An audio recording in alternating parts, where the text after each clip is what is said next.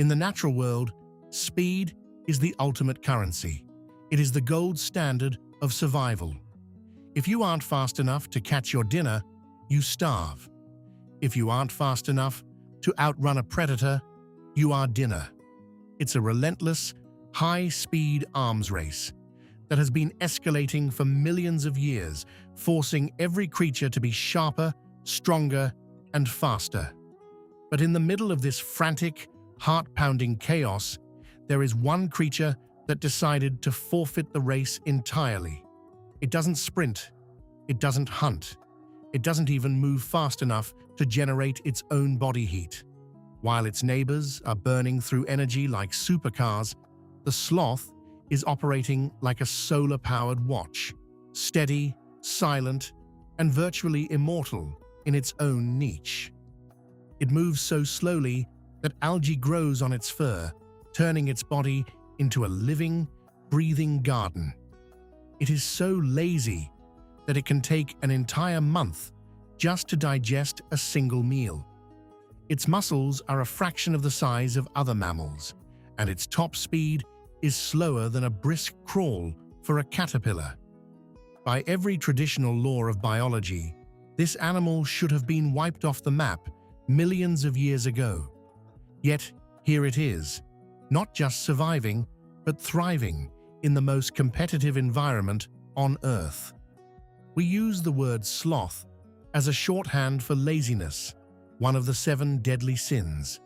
But in the world of evolutionary biology, lazy is a meaningless term. There is only efficiency. Every movement an animal makes is a withdrawal from its energy bank account. For most predators in the rainforest, they are high-performance sports cars that need constant, high-octane refueling just to keep the engine idling. The sloth, however, has hacked the system of energy conservation. Their diet consists almost entirely of leaves from the canopy. Now, you might think leaves are a plentiful, easy resource, but for most mammals, they are junk food. They are low in calories, incredibly high in tough cellulose fiber, and often laced with tannins and alkaloids, chemical weapons designed by the trees specifically to discourage being eaten. Imagine trying to live your life eating nothing but wet cardboard and poisonous celery every single day. That is the sloth's reality. To survive on such a low-energy fuel source, the sloth didn't just slow down its movement, it slowed down its entire biological clock. Their metabolic rate is the lowest of any non-hibernating mammal.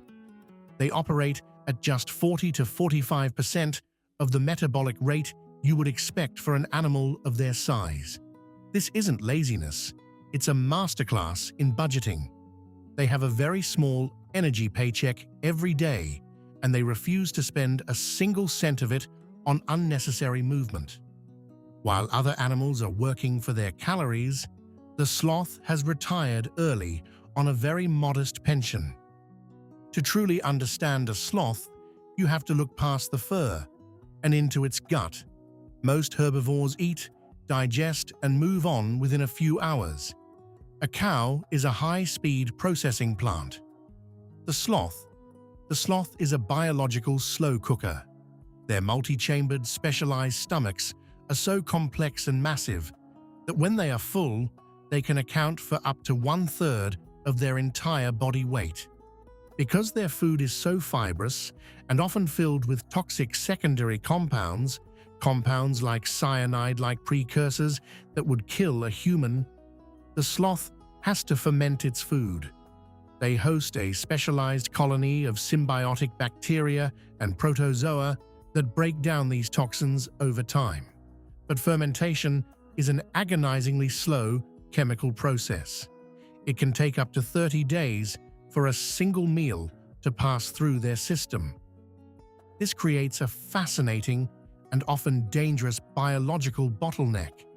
A sloth can actually have a stomach completely full of food, but still be in danger of starving if it doesn't have the internal energy to process the backlog. This is why you'll often see sloths sunning themselves, like iguanas on the high branches. They've evolved a trick usually reserved for reptiles. They are partially ectothermic. They let their body temperature fluctuate with the ambient air to save energy. They don't waste calories shivering to stay warm in the rain. But there's a catch. If it's a cold morning in the cloud forest, the sloth literally cannot move because its internal engine doesn't have the thermal heat to run the chemical reactions of digestion. They are held hostage by the weather. If you look at a sloth's skeleton, you'll notice something strange. Their muscles are about 30% less prominent than other animals of their size. They lack the fast twitch fibers needed for sprinting or jumping. But their muscles are specialized for one incredible thing: isometric tension. A sloth's tendons are designed to lock into place using a unique digital flexor mechanism. They can hang upside down from a branch for hours without burning a single calorie of muscular energy. It's a passive grip, much like the way a bird's feet lock onto a wire while it sleeps. In fact, their grip is so powerful and specialized that sloths have been found still hanging from branches long after they've passed away. Their default state is hanging, whereas for us, it's standing. But hanging upside down for 20 hours a day creates another problem: gravity. In a normal mammal, hanging upside down would cause the heavy liver, stomach, and full bladder to press down on the diaphragm, making it almost impossible to breathe efficiently.